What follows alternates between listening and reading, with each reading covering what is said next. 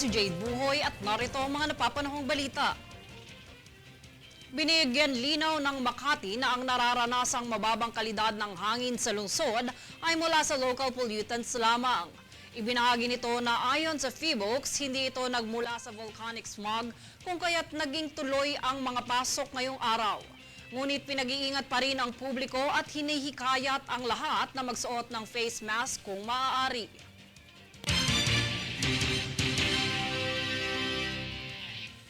Kamakailang nag-abiso sa publiko ang Civil Aviation Authority of the Philippines o CAAP ukol sa mga sulisit na ginagamit ang pangalan ng ahensya at nagpapanggap na opisyal nito. Makibalita kay Daniza Lopez. Matapos makatanggap ang Civil Aviation Authority of the Philippines o CAAP ng mga ulat ukol sa kahinahinalang mga solisit mula sa mga hindi kilalang individual, ay binalaan nito ang publiko na walang ugnayan sa ahensya ang iligal na aktibidad na ito. Ayon sa ulat, nagpapanggap pa umanong tauhan ng CAAP ang mga hindi kilalang individual, gaya na lamang ng paggamit ng pangalan ng CAAP Director General at iba pang opisyal.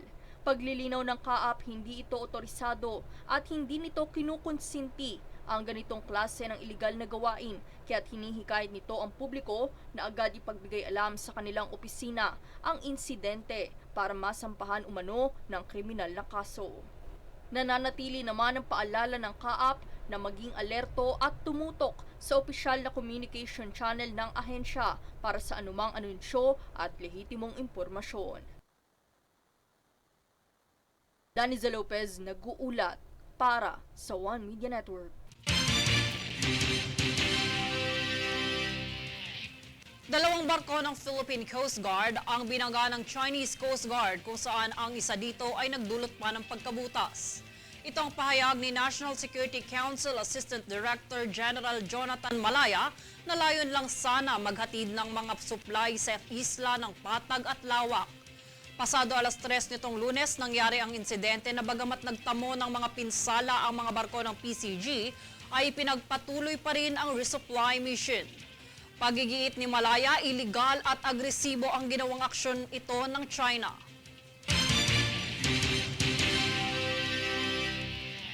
Kami ang boses ng pagbabago. Ako si Jade Buhoy at itong News Force. Sa ulo ng mga balita. Kaso ng Mpox na itala na sa NCR. Palagi ang paghuhugas ng kamay, inirekomenda ng DOH. 2025 overseas internet voting pinaghahandaan na para sa susunod na halalan. Kongreso nananawagan kay Senador Bato de la Rosa na ipaliwanag ang pagkakadawit sa EJK.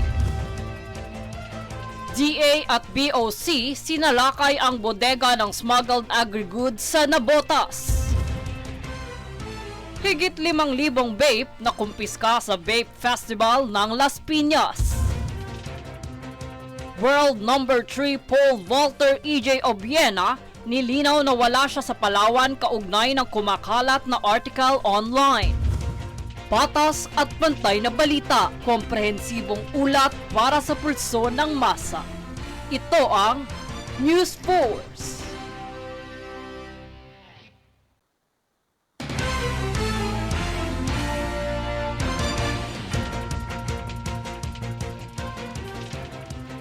Si Jade Buhoy at narito ang mga napapanahong balita.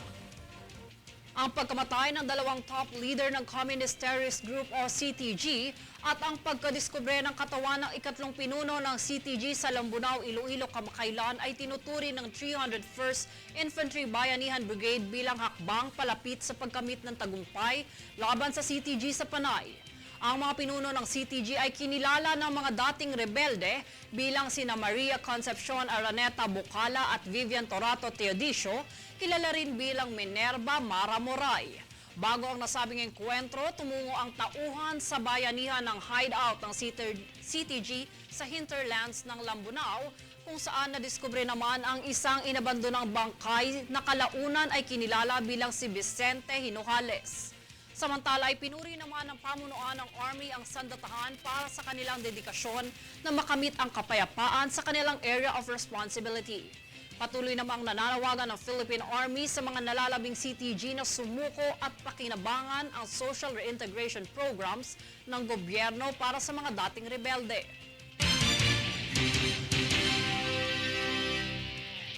Marami ang nagulat matapos kumpirmahin ni Senator Risa Ontiveros na nakaalis na ng bansa si Alice Guo.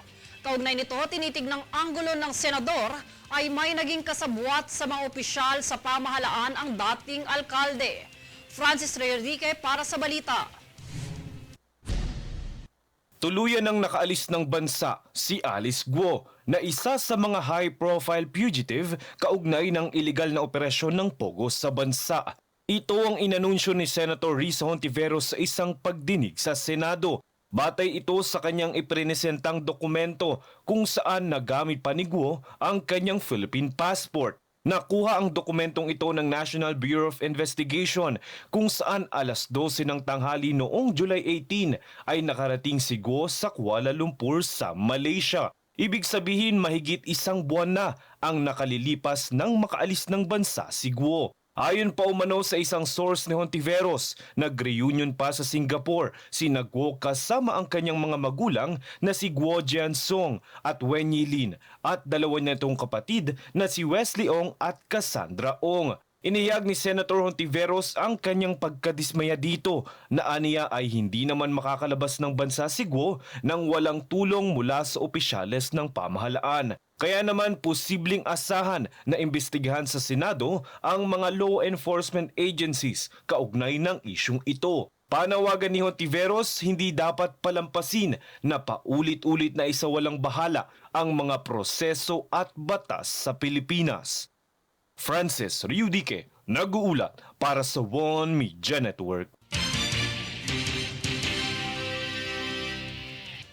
Isang araw matapos magsimulang mamataan ang aktibidad ng Bulkang Taal, ay nagpatuloy pa rin ngunit nabawasan na ang pagsingaw ng volcanic smog na bumabalot sa kalapit lugar ng bulkan. Bagamat nananatili sa Alert Level 1 status, pinag-iingat pa rin ang publiko sa panganib na dala ng volcanic smog sa kalusugan na nagre-resulta sa suspensyon ng mga klase sa mga apektadong lugar sa kabuuang rehiyon ng Calabarzon. Samantala, nilinaw naman ni Department of Science and Technology o DOST Secretary Renato Solidum na ang haze na naobserbahan sa Metro Manila ay mula sa polusyon at walang kaugnay sa aktibidad ng Bulkang Taal.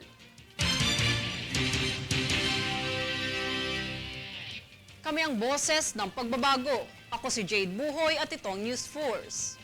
Sa ulo ng mga balita, kaso ng Mpox na itala na sa NCR. Palagi ang paghuhugas ng kamay, inirekomenda ng DOH. 2025 overseas internet voting pinaghahandaan na para sa susunod na halalan. Kongreso nananawagan kay Senador Bato de la Rosa na ipaliwanag ang pagkakadawit sa EJK. DA at BOC sinalakay ang bodega ng smuggled agri-goods sa Nabotas.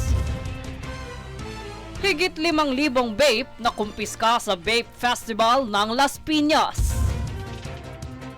World number 3 pole vaulter EJ Obiena nilinaw na wala siya sa Palawan kaugnay ng kumakalat na article online. Patas at pantay na balita, komprehensibong ulat para sa pulso ng masa. Ito ang News Force.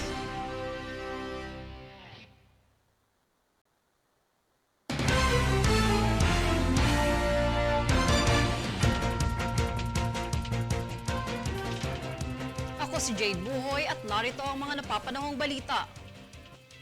Bunsod ng patuloy na pagdinig ukol sa Pogo at palitan ng iligal na droga, nananawagan ang Kongreso kay Senador Bato de la Rosa na dumalo sa investigasyon at linawin ang aligasyon sa kanyang pagkadawit sa extrajudicial killings na kaugnay sa War on Drugs operation ng Administrasyong Duterte. Ayon kay Manila 6th District Representative Benny Abante Jr., malugod nilang tatanggapin ang senador sa Kongreso sa kabila ng kanyang hindi pagsipot sa imbitasyon para sa pagdinig. Paglilino ng Abante, kung may nais iparating si De La Rosa, maaari niya itong iparating sa mismong pagdinig upang magkaroon ng legal na paghuhukom sa kanyang mga ipapahayag.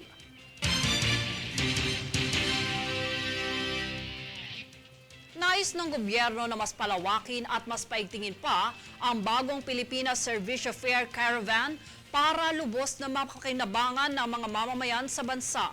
Alamin ang buong detalye sa ulat ni Princess Castro.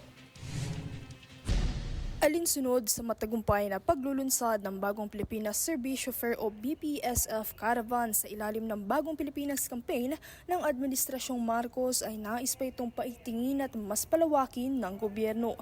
Ayon kay House Speaker Martin Romualdez, nais ng mga kongresista at iba pang opisyal na tumutok sa digitalisasyon hinggil sa pagpapabuti ng serbisyo sa naturang caravan. Anya, sa pamamagitan ng advanced na teknolohiya, matitiyak nila kung ano ang mga nararapat at sapat na tulong na maaaring ibigay ng caravan sa mga mamamayan.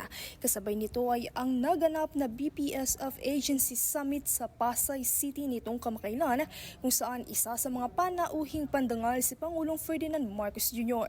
Kaugnay nito ay pinuri naman ni House Speaker Romualdez ang malaking tagumpay ng BPSF sa unity in purpose ng mga ahensya ng national government at kongreso. Ayon sa kanyang naging talumpati sa summit, naging malaking tulong ang sama-samang pagsisikap ng bawat opisyal na naging bahagi ng caravan sa paglalapit ng mahalagang serbisyo ng gobyerno sa mga mamamayan na alinsunod sa tagubilin ni Pangulong Marcos. Dagdag pa niya, ang BPSF ay nagambag ng makabuluhang epekto sa mga komunidad sa bansa na naghahatid ng mga direktang serbisyo upang mapabuti ang buhay ng mga may hinang sektor.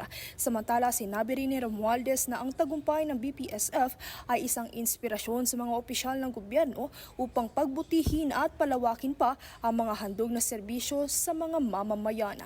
Princess Castro, nag-uulat para sa One Media Network.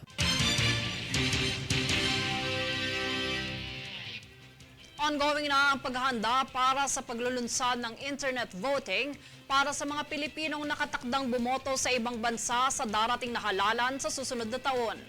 Ayon sa Department of Foreign Affairs o DFA, bilang paghahanda ay magsasagawa na ng mga pagsasanay at information drive ang ahensya sa mga bansang katulad ng South Korea, Spain, Hong Kong at Singapore. Sa tala, mayroong 76 na foreign service posts ang nakatakdang magsagawa ng internet voting sa 2025 elections. Layo na may sagawa ang internet voting upang mahikayat ang mga kapwa Pilipino sa ibang bansa na gamitin ang kanilang karapatan sa pagboto sa mas madali at mas maginhawang paraan ng proseso ng elektoral.